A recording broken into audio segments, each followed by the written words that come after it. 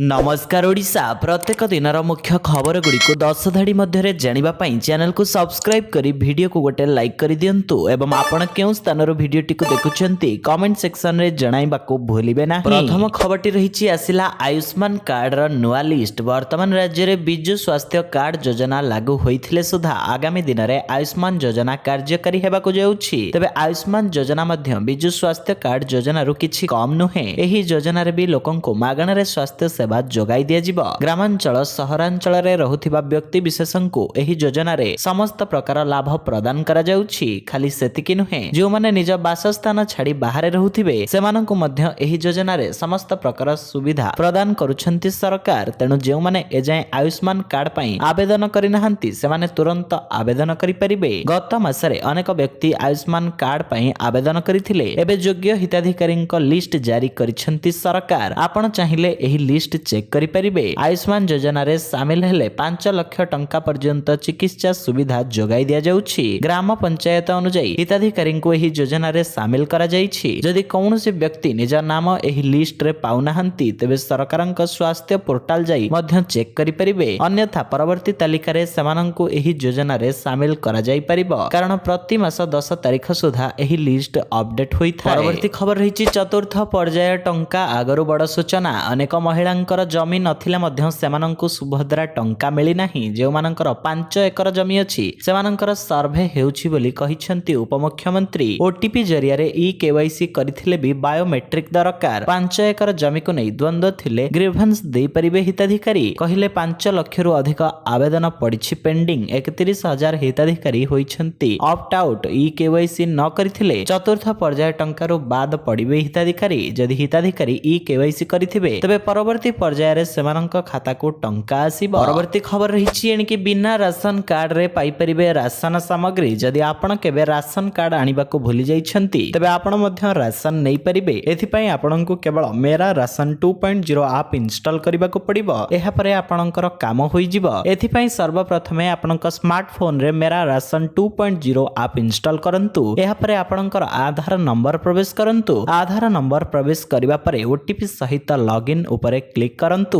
OTP सहित login करिबा परे आपणक राशन कार्ड आपणक सामने रे खोलिबो। वर्तमान आपण एहाको राशन कार्ड रो हार्ड कॉपी बिना देखाई राशन नै परिबे। परवर्ती खबर रहिछि आगामी 2 वर्ष रे प्रति पंचायत रे हेल्थ एंड वेलनेस सेंटर कहिसंती स्वास्थ्य मंत्री। 2 वर्ष रे प्रति पंचायत रे थिबो हेल्थ एंड वेलनेस सेंटर खोला जिवो। नेशनल डायलिसिस मिशन अधीन रे राज्य रे पीपीपी मोड रे डायलिसिस सेंटर खोला जिवो। स्वास्थ्य मंत्री डॉक्टर मुकेश महालिंग रविवार एक कार्यक्रम रे जोग देबा अवसर रे एहा कहिसंती। से कहिसंती जे स्वास्थ्य संरचना को सुदृढ़ करिबा पई सरकारक उद्यम आरंभ करि दैछंती। एबे राज्य रे प्राय 1100 थिबा आगामी 5 वर्ष रे एहाको द्विगुणित करा जिवो। एहा छडा आगामी दिन रे राज्य रे प्रति जिल्ला रे मेडिकल कॉलेज स्थापन करिबा पई सरकार कार्य आरंभ करि दैछंती। परवर्ती खबर रहिछि डिसेंबर रे मिलिबो नाही सुभद्रा टंका। 30 तारिख सुधा सब प्रकार जांच सरिबा परे सुभद्रा टंका मिलिबो। आज ए नै सूचना दैछंती उपमुख्यमंत्री प्रभाती परिडा। से कहिसंती वर्तमान पई चतुर्थ पर्याय किस्ती प्रदान को स्थगित रखा जाइछि। जांच प्रक्रिया चलिथिबारु स्थगित रहिछि। सब प्रकार जांच सरिले मुख्यमंत्रीक सह आलोचना करा जाई चतुर्थ पर्याय सुभद्रा टंका प्रदान करा जिवो। 30 तारिख सुधा सब प्रकार जांच सरि जिवो बोली आशा रहिछि। 20 लाख रु अधिक महिलांकु चतुर्थ पर्याय रे सुभद्रा टंका मिलिबो। चतुर्थ पर्याय टंका मिलिबा परे कोटिए रु अधिक महिला सुभद्रा टंका पाई परिबे बोली उपमुख्यमंत्री कहिसंती। परवर्ती खबर रहिछि दला चकटारे गुरुतर नाबालकंकु भेटिबाकु चाहिले अल्लू अर्जुन। हैदराबाद र संध्या थिएटर रे होइथिबा दला चकटा घटना रे जणे महिलांक मृत्यु होइथिबा बेले तांक पुओ एबे भी मेडिकल रे मरण सह संघर्ष करूछंती। एही मामला रे जेल जाई मुक्ली सारिछंती तेलुगु सुपरस्टार अल्लू अर्जुन। मात्र एबे मेडिकल रे चिकित्सित हेउथिबा नाबालकंक निमंते चिंता प्रकट करिछंती पुष्पा। विवाद घेरकु टाणी होई जाइथिबा तेलुगु सुपरस्टार अल्लू अर्जुनंकु नै मिलिछि हाईकोर्ट रु अंतरीण जामीन। शनिवार अल्लू जेल रु आसीबा परे गतकाली सोशल मीडिया रे एक पोस्ट करिछंती। एहा बे सोशल मीडिया रे भाइराल हेबारे लागिछि। अल्लू निज पोस्ट रे 8 वर्षर नाबालकंक पई चिंता प्रकट करिछंती। से निज पोस्ट रे लिखिछंती श्री तेजार एपरि अवस्था को नै मु चिंतित। से डाक्तरखाना रे चिकित्साधीन अछि। तार स्वास्थ्य अवस्था उपरे डाक्तर नजर रखिछंती। जहा घटिला ताहा हेबार नथिला। शीघ्र से सुस्थ होई जाओ। मु खूब शीघ्र ताकू भेटिबी। परवर्ती खबर रहिछि प्रेस ଫ୍ରେସର ପାର୍ଟିରେ ଗଣ୍ଡଗୋଳ ବାଉନ୍ସରଙ୍କ ମାଡ଼ରେ ଛାତ୍ର ଗୁରୁତର କଲେଜ ପରିସରରେ ଚାଲିଥିବା ଫ୍ରେସର ପାର୍ଟି ନାଚ ଗୀତରେ ମାତିଥିଲେ ଛାତ୍ରମାନେ। ଏହି ସମୟରେ ଆରମ୍ଭ ହେଲା ମହାଭାରତ। ସାମାନ୍ୟ କଥାରୁ ମୁହାଁମୁହିଁ ହେଲେ କଲେଜର କିଛି ଛାତ୍ର ଓ ସେଠାରେ ଉପସ୍ଥିତ ଥିବା ବାଉନ୍ସରଙ୍କ ମାଡ଼ରେ ଛାତ୍ରମାନଙ୍କ ଅବସ୍ଥା ସାଂଘାତିକ ହୋଇଥିବା ଜଣାଯାଇଛି। ଏପରି ଏକ ଘଟଣା ଉତ୍ତର ପ୍ରଦେଶର ଗ୍ରେଟର ନୋଏଡା ଅଞ୍ଚଳରେ ଥିବା ଏକ ଘରୋଇ କଲେଜରେ ଘଟିଛି। ଏହି ପାର୍ଟିରେ ବହୁ ସଂଖ୍ୟାରେ ଛାତ୍ର ଯୋଗ ଦେଇଥିବା ବେଳେ ସେମାନେ ନାଚ ଗୀତରେ ମାତିଥିଲେ। ଉକ୍ତ ସମୟରେ କୌଣସି କଥାକୁ ନେଇ କିଛି ଛାତ୍ରଙ୍କର ବାଉନ୍ସରଙ୍କ ସହ ମୁହାଁମୁହିଁ ହୋଇଥିଲା। ଏହାପରେ ଉତ୍ତ୍ୟକ୍ତ ବାଉନ୍ସର ମାନେ ଛାତ୍ରଙ୍କୁ ଠେଙ୍ଗା ବାଡ଼ିରେ ପ୍ରବଳ ପିଟିଥିଲେ, ଫଳରେ ପରିସ୍ଥିତି ଅଣାୟତ୍ତ ହୋଇପଡ଼ିଥିଲା। ପରବର୍ତ୍ତୀ ଖବର ରହିଛି ଗୋଟିଏ ଦିନରେ 11 ଜଣଙ୍କୁ ଫାଶୀ। ପୁଣି ସାମ୍ନାକୁ ଆସିଲା ଇରାନ ସରକାରଙ୍କ କ୍ରୁରତା। ରବିବାର 11 କଏଦୀଙ୍କୁ ଏକାଥରକେ ଫାଶୀ ଦେଇଛି ଇରାନ। କଏଦୀଙ୍କୁ ଫାଶୀ ଦେବା ପରେ ମାନବ ଅଧିକାର ସଂଗଠନ ଇରାନ ସରକାରଙ୍କ ଉପରେ ପ୍ରଶ୍ନ ଉଠାଇଛି। ରବିବାର ଦିନ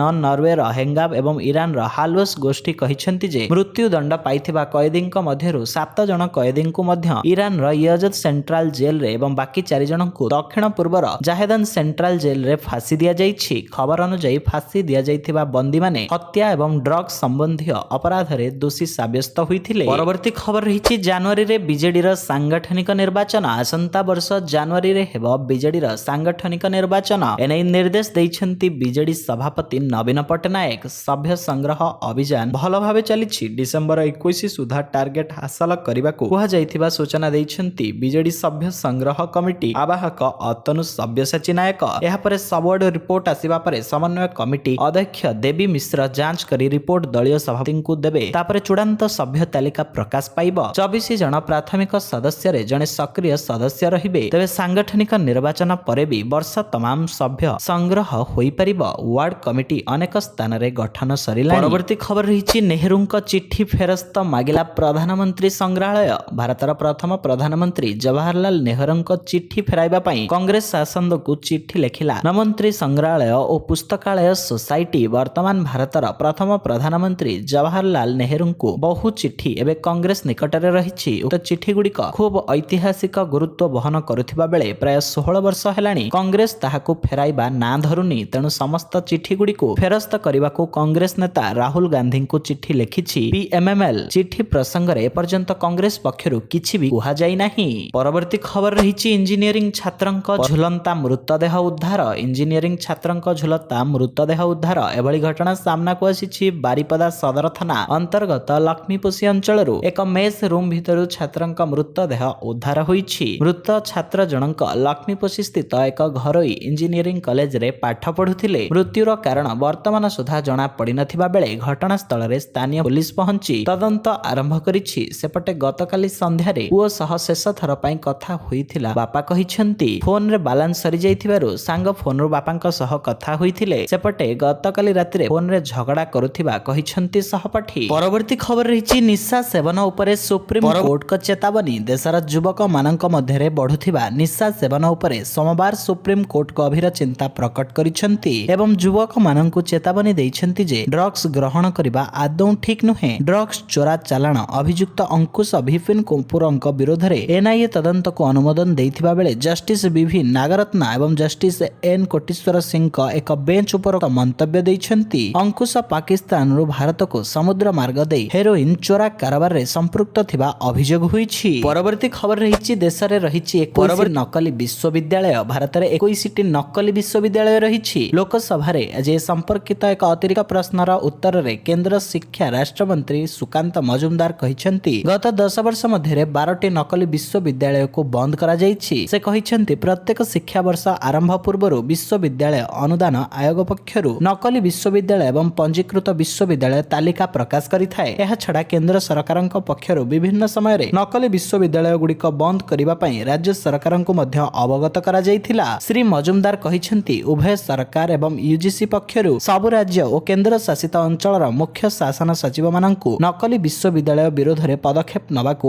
ଅନୁରୋଧ କରାଯାଇଛି। ପରବର୍ତ୍ତୀ ଖବର ରହିଛି ସମ୍ପୂର୍ଣ୍ଣ ବ୍ୟାନ୍ ଡିଜେଲ ଗାଡି ଚଳାଚଳ। ଦିଲ୍ଲୀରେ ପ୍ରଦୂଷଣ ପୁଣି ସ୍ଥିତି ବିଗାଡ଼ିବାରେ ଲାଗିଛି। ଏଥିପାଇଁ ଦିଲ୍ଲୀରେ ଗ୍ରାଫ୍ 3 ଲାଗୁ କରାଯାଇଛି। ଦିଲ୍ଲୀରେ AQI ମାନ 351ରେ ପହଞ୍ଚିଛି। ଦିଲ୍ଲୀରେ ବଦଳୁଥିବା ପାଣିପାଗ ଯୋଗୁଁ AQI ବହୁତ ଖରାପ ଶ୍ରେଣୀରେ ପହଞ୍ଚିଛି, ଯେଉଁଥିପାଇଁ ଗ୍ରାଫ୍ 3 ଲାଗୁ ହୋଇଛି। ସୂଚନା ଅନୁଯାୟୀ ପ୍ରଦୂଷଣରେ ଦ୍ରୁତ ବୃଦ୍ଧିକୁ ଦେଖି ଦିଲ୍ଲୀ, ଗୁଡଗାଁଓ, ଫରିଦାବାଦ, ଗାଜିଆବାଦ, ଗୌତମ ବୁଦ୍ଧ ନଗରରେ ଗ୍ରାଫ୍ 3 ପ୍ରତିବନ୍ଧକ ଲାଗୁ ହୋଇଛି। କରାଯାଇଛି। ଦିଲ୍ଲୀ ଏନସିଆର ରେ ସବୁ ପ୍ରକାର ନିର୍ମାଣ କାର୍ଯ୍ୟ ଉପରେ ରୋକ ଲଗାଯାଇଛି। ସେହିଭଳି ବେସରକାରୀ ଅଫିସକୁ 50% କ୍ଷମତାରେ କାମ କରିବାକୁ ପରାମର୍ଶ ଦିଆଯାଇଛି। ପରବର୍ତ୍ତୀ ଖବର ରହିଛି ନୂତନ ଶିକ୍ଷାନୀତିକୁ କେନ୍ଦ୍ରୀୟ କ୍ୟାବିନେଟର ଅନୁମୋଦନ। ଭାରତ ସରକାରଙ୍କ ଦ୍ୱାରା ପ୍ରସ୍ତାବିତ ନୂତନ ଶିକ୍ଷାନୀତିକୁ କେନ୍ଦ୍ର ସରକାରଙ୍କ କ୍ୟାବିନେଟର ଅନୁମୋଦନ ମିଳିଛି। ଦୀର୍ଘ 36 ବର୍ଷ ପରେ ଦେଶରେ ନୂତନ ଶିକ୍ଷାନୀତି କାର୍ଯ୍ୟକାରୀ ହେବାକୁ ଯାଉଛି। ଦଶମରେ ଆଉ ବୋର୍ଡ ପରୀକ୍ଷା ହେବ ନାହିଁ। ବୋର୍ଡ କେବଳ ଦ୍ୱାଦଶ ଶ୍ରେଣୀରେ ଅନୁଷ୍ଠିତ ହେବ। ଷ୍ଟାଣ୍ଡାର୍ଡ 5 ଶ୍ରେଣୀ ପର୍ଯ୍ୟନ୍ତ ଛାତ୍ରମାନଙ୍କୁ କେବଳ ମାତୃଭାଷା, ସ୍ଥାନୀୟ ଭାଷା ଏବଂ ଜାତୀୟ ଭାଷାର ଶିକ୍ଷା ଦିଆଯିବ।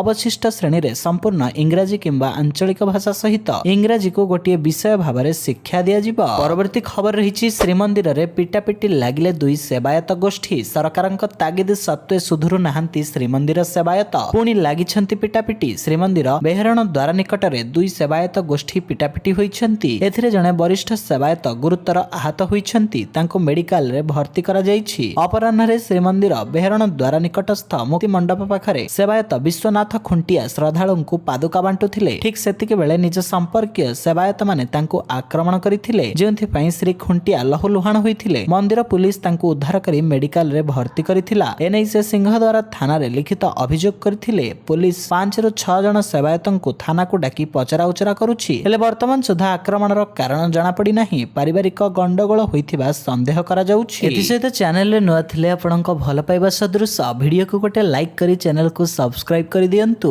ଜୟ ଜଗନ୍ନାଥ।